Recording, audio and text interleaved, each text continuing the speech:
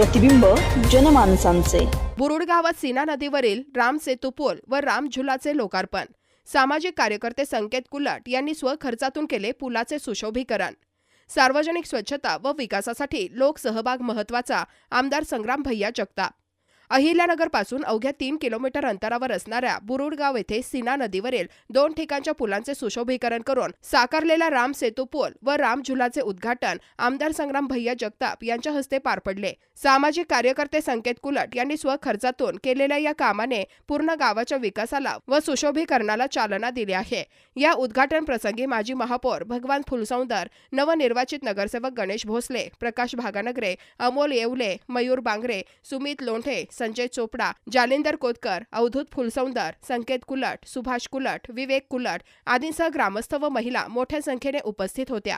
प्रारंभी फटाक्यांच्या आतिषबाजीत आमदार जगताप यांच्यासह पाहुण्यांचे गावात स्वागत करून महिलांनी औक्षण केले। यावेळी रामसेतू पुलावर माझं गाव माझं अभिमान या फलकाचे अनावरण करण्यात आले। उपस्थित असलेले आपले लाडके आमदार संग्राम भैया जगताप वरचं नवीन सर्वात निवडून आलेले नगरसेवक, त्यांचाही मी खूप मनापासून आभार मानतो। त्यांनी वेळेत वेळ काढून आले सर्व ग्रामस्थ। भैया एक काम चांगलं झालं, पण फुलसुंदर साहेबांना आपल्याकडे घेतलं। दरवेळेस केक कापायला फोन करायचे, जायचं म्हणलं का अडचण लय मोठी व्हायची। तुमची भीती देखील लय अवघड आहे, त्याच्यामुळे आता आहे ना आम्हाला पूर्ण टेन्शनच नाही राहिलेलं काही। आणि तुम्ही जिकडे जाता तुम्ही म्हणले बुरुड गाव तुमच्या मागे, तुम्ही सगळे नगरसेवक आणि भैया तुम्हीच म्हणजे पक्ष आहे आमचा, त्याच्यामुळे काही अडचण नाही। तसेच आपण मी म्हणजे असं लय मोठं काम नाही केलं, तसे दोन्ही पुलाचं काम म्हणजे भैयांनीच केलं, पण काही कारणास्तव ते उद्घाटन मागच्या वेळेस मला वाटतं विसरले असतील लोक। पहिली काही बॉडी होती किंवा काही जे असतील आमचे, त्याच्यामुळे ते मला माझं भाग्य आहे, ते मला म्हणजे उद्घाटनाचा चान्स भेटला मला चांगला तो। आणि असेच भरपूर कामं चालू आहेत भैया। आलेल्या सर्वांचे मी आभार मानतो आणि थांबतो।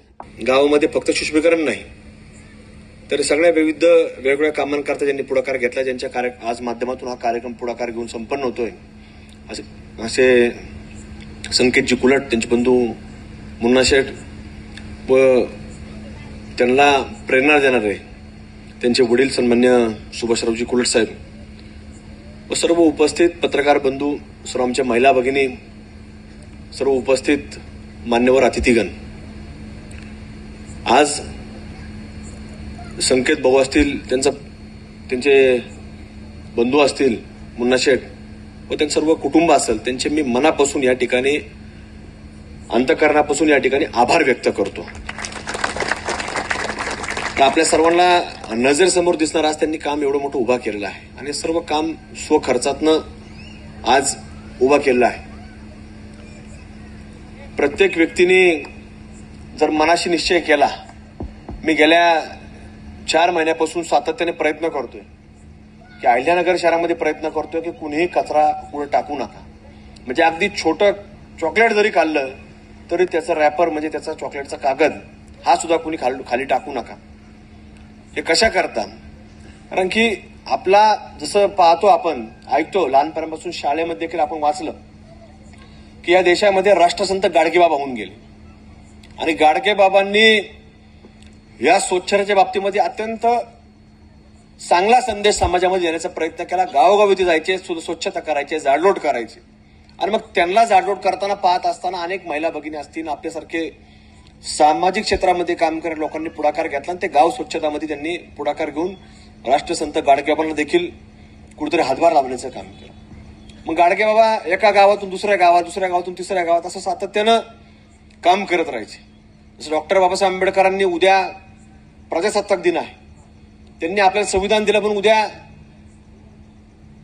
प्रजासत्ताक दिन उद्या आपण साजरा करतो। जसं लोकशाहीर अण्णाभाऊ साठेंनी काम केलं, गावोगावी जाऊन त्यांनी शाहिरीच्या माध्यमातून समाज प्रबोधन केलं, पण ही सगळी माणसं जी होऊन गेली तर यांनी सातत्य ठेवून हे काम करत गेले। गाडगेबाबांच्या नंतर या स्वच्छतेच्या बाबतीमध्ये जर कोणी लोकशाहीच्या माध्यमातून जर काम उभा केलं असेल तर ते स्वर्गवासी RR पाटील साहेब। ज्यावेळेला त्यांना सरकारच्या माध्यमातून जबाबदारी मिळाली, ग्राम विकास खातं ज्यावेळेला त्यांना मिळालं, तर त्यांनी तुम्हाला सांगतो गावोगावी हागणदारी मुक्तची एक वेगळी संकल्पना मांडली आणि त्याच्यातनं शासनाच्या माध्यमातून निधी उपलब्ध करून प्रत्येक गावामध्ये घरापाशी शौचालय निर्माण करण्याचा प्रयत्न हा स्वर्गवासीय तत्कालीन ग्रामविकास मंत्री आर पाटील साहेबांनी पुढाकार घेतला. म्हणजे गाडग्यावांनंतर फार मोठी तफावत निर्माण झाली, ती पुढाकार घेऊन त्यांनी केली. आणि आज आपण पाहतो की आजच्या अलीकडच्या काळामध्ये स्वच्छतेच्या बाबतीमध्ये सगळ्यात पहिले तुम्हाला सांगतो, जर पुढाकार कोणी घेतला असेल देश पातळीवरती तर तो या देशाचे लोकप्रिय पंतप्रधान नरेंद्र मोदी साहेबांनी घेतला. म्हणजे मला वाटतं, मला जुना इतिहास सांगता येणार नाही. बागानगर साहेबांनी सांगितलं 50 वर्ष एवढा निधी आला नाही. आता मला जुनं सांगता यायचं नाही. भोसले साहेब, जुनं आम्हाला कोणाला सांगता येणार नाही. पण माझ्या पाहण्यात, माझ्या ऐकण्यात, माझ्या वाचण्यात आजपर्यंत असं कोणी मला सांगितलं नाही, किंवा माझ्या वाचण्यात सुद्धा नाही. मी आता बरंच वाचन केलेलं आहे, पण माझ्या वाचण्यात कधी आलं नाही की कुठल्याही पंतप्रधानांनी हातामध्ये झाडू घेऊन पुढं प्रोत्साहन दिलं असेल. पण ते प्रोत्साहन या देशामध्ये नरेंद्र मोदी साहेबांनी दिलं. आणि त्यांनी झाडू घातला म्हणजे काय सकाळपासून संध्याकाळपर्यंत झाडत नाही. ते आपल्याला संदेश देतात की आपण झाडलोट करा, आपण पुढाकार घ्या, आपण जनजागृती निर्माण करा आणि कुठं कचरा टाकणार नाही आणि भारत देश स्वच्छ झाला पाहिजे असा एक प्रयत्न त्यांनी पुढाकार घेऊन केला. म्हणून कुठेतरी हे सगळं काम पुढे चालत असताना 3-4 महिन्यापूर्वी, 5 महिन्यापूर्वी ज्यावेळेला मी प्रोफेसर कॉलनी चौकात दिवसभर बसून राहिलो, तिथे संभाजी महाराजांचा पुतळा आहे, तिथून आम्ही शहरामध्ये स्वच्छता अभियान राबवण्याचा प्रयत्न सुरू केला. अहिल्यानगर शहरातील महत्त्वपूर्ण अपडेट जाणून घेण्यासाठी नगर न्यूज 24 या YouTube चॅनलला सबस्क्राईब करा.